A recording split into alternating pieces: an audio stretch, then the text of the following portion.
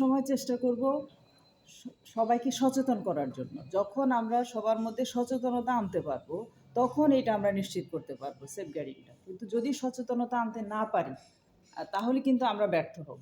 তাহলে আমাদের প্রথম কাজ হবে সবাইকে বিষয়টা জানানো যে এই কাজগুলা ক্ষতিকর, এই কাজ করা যাবে না, আমি কারো ক্ষতির কারণ হব না, আমার দ্বারা কারো কোনো ক্ষতি হবে না। এইভাবে যদি আমরা মোটিভেশনের মাধ্যমে আমাদের স্টুডেন্ট থেকে শুরু করে, আমাদের স্টাফদের থেকে শুরু করে আমরা যদি সবাইকে সচেতন করতে পারি, তাহলে আমরা একটা নিরাপদ পরিবেশ সৃষ্টি করতে পারবো।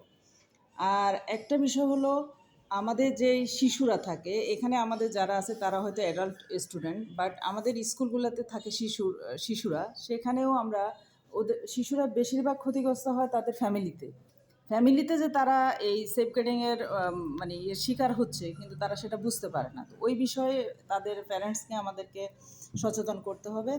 মানে সোজা কথা হচ্ছে, সব জায়গায় যদি আমরা অ্যাওয়ারনেস করতে পারি, তাহলে আমরা এটা